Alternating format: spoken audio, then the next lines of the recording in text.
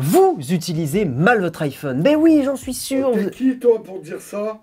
Bon, le commentaire YouTube, il va se calmer là. Ben oui, j'en suis sûr, vous avez pris des habitudes qui sont pas forcément très optimisées. Mais moi aussi, j'ai pas toujours hyper bien utilisé mon téléphone. Mais justement, j'ai pris le temps de farfouiller un peu des choses qui pourraient vous aider et on va prendre quelques minutes pour vous montrer des petites astuces très sympas. Vous êtes en train d'écrire un très long SMS ou un très long email avec plein de pièces jointes et là, patatras, vous faites une fausse manip, vous avez votre doigt qui glisse comme ça sur l'écran, ou alors votre téléphone tombe et ça fait une erreur, et tout disparaît. Je suis sûr que 80% d'entre vous vont tout réécrire avec la bonne crise de nerfs au passage, et je suis désolé, mais vous utilisez mal votre iPhone. En fait, il y a une fonction un peu chelou qui existe sur iOS, qui est pas très mise en avant, c'est que vous pouvez secouer votre iPhone, et secouer son iPhone, ça fait un retour en arrière, un CTRL-Z. Et en faisant ça, eh bien, vous retrouvez le texte disparu comme par magie. C'est incroyable. Abonnez-vous.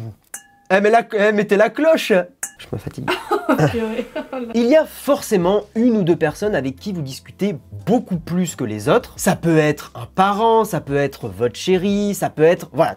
Ça peut être plein de gens. Et je suis sûr qu'avec cette personne, pour envoyer un message, vous déverrouillez votre iPhone, vous allez sur l'écran d'accueil, vous ouvrez l'appli message, vous cliquez sur la conversation, vous cliquez sur le champ de texte et enfin, vous tapez votre message.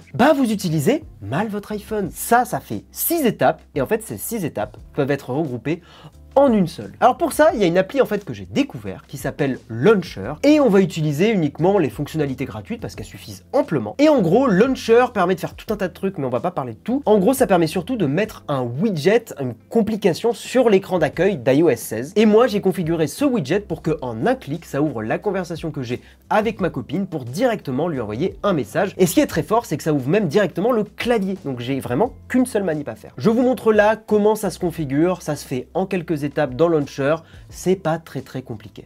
Vous êtes plutôt quelqu'un de vidéo et pas trop photo. Au point que quand vous utilisez l'appli caméra, en fait, vous êtes 99% du temps en mode vidéo. Sauf que vous le savez, en fait, quand vous ouvrez cette appli caméra, d'abord, vous avez le mode photo qui sera toujours ouvert par défaut. Vous avez bien compris, vous utilisez mal votre iPhone. Parce que cette appli s'ouvre sur la partie photo et à chaque fois, en fait, vous devez swiper vers la vidéo. Eh bien, la vraie bonne façon de faire, c'est d'aller dans les réglages de l'appli caméra et d'utiliser l'option qui s'appelle conserver le mode. Comme ça, vous arriverez toujours sur le bon mode que vous voulez utiliser, en l'occurrence le mode vidéo. Avant de passer à la suite, on va d'abord faire un petit détour par notre sponsor. Et on va maintenant parler du sponsor de cette vidéo, Sonos. Si vous suivez notre chaîne, vous savez qu'on en a déjà parlé de Sonos, notamment pour leurs excellentes barres de son Sonos Ray et Sonos Beam. Eh bien, ils reviennent cette fois-ci avec le Sub Mini, le caisson de basse idéal pour accompagner les barres de son susnommées. Sonos propose ici un produit compact et un design moderne, en noir ou en blanc, pour s'harmoniser parfaitement avec n'importe quel intérieur. Niveau son, on part sur des basses puissantes et sans distorsion, grâce à deux woofers orientés vers l'intérieur pour créer un effet d'annulation des forces. C'est donc un complément parfait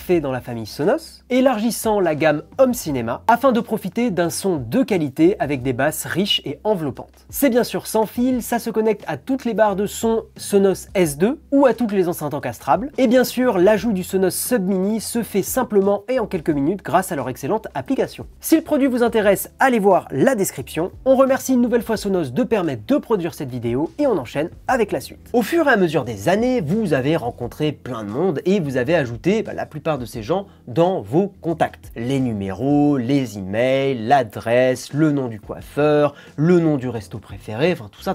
Mais le truc, c'est que notre vie numérique est assez, on va dire, dispersée, et donc vous avez ajouté ces contacts parfois sur un compte Google, parfois sur un compte Microsoft, parfois sur un compte iCloud, et c'est le méga bordel, il y a souvent des doublons, enfin bref, c'est le foutoir. Et bien si vous avez encore ces doublons sur votre iPhone, c'est que vous l'utilisez mal, parce que depuis iOS 16, il y a une nouvelle fonctionnalité qui est apparue. Il suffit d'aller dans l'appli Contact, et vous devriez avoir un petit encart en haut de la liste de tous vos contacts. Vous pouvez cliquer dessus, vérifier bien qu'il ne va pas fusionner des choses un peu hâtivement, et valider le processus et hop, tout est bien réorganisé, bien fusionné. Petit bonus pour ceux qui ne le savent pas, il y a un peu le même principe dans l'appli photo. Il y a une nouvelle catégorie qui est apparue qui permet de supprimer les doublons. Ça prend quelques clics et ça fonctionne de la même façon, ça va fusionner les photos similaires. Alors cette astuce-là, on va voir si vous la connaissez parce qu'elle est très peu connue sur internet. Vous êtes peut-être un peu tête en l'air, on vous envoie des messages mais vous oubliez de les ouvrir. Ou alors, comme moi, des fois vous recevez ces messages, vous voyez la petite notification, juste vous lisez, mais en fait vous y répondez pas. Et tous ces messages non lus ou non ouverts, en fait, se perdent au fin fond de votre liste de SMS. Et après plusieurs jours, vous oubliez complètement de les rouvrir. Vous utilisez mal, enfin c'est bon, on a compris. Il existe un moyen un peu caché pour justement voir uniquement les messages non lus, les SMS non lus. Pour cela, il faut aller dans les réglages et activer les filtres. Et à partir de ce moment-là, vous allez pouvoir trier vos SMS avec plusieurs catégories, notamment filtrés par expéditeur connu, inconnu, mais surtout par message non lu. Donc voilà, plus aucune excuse pour rater certains messages. Petite question, comment vous faites aujourd'hui pour envoyer plusieurs photos par SMS ou par email? Parce qu'attention, si vous me dites que vous faites photo par photo, je vais me répéter. En fait, il existe sur iOS une technique assez élégante pour sélectionner plusieurs photos d'un coup. Il suffit de garder une photo appuyée, de bouger un petit peu le doigt pour sortir du menu qui est apparu, et ensuite, en gardant appuyé, vous allez cliquer sur les autres photos que vous voulez ajouter à la sélection. Et elles vont s'ajouter dans une espèce de pile en lévitation. Maintenant, toujours en gardant le doigt appuyé, vous emmenez cette pile d'images dans une autre application, par exemple dans un email, dans un message, mais aussi par exemple aussi dans Apple Notes. Et vous les lâchez. Et hop,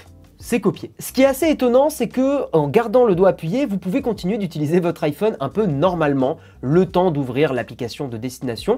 Et je trouve ça assez bluffant et assez bien pensé. Et petit bonus, cette fonctionnalité marche aussi sur les applis, sur l'écran d'accueil. Donc pour faire du tri, moi je l'utilise assez régulièrement, c'est pratique. Et ça marche aussi accessoirement dans l'appli fichier. Mais maintenant, c'est à vous de m'apprendre, à vous de me dire comment moi j'utilise mal mon iPhone. Donc partagez vos meilleures astuces et puis on vous retrouve dans une prochaine vidéo.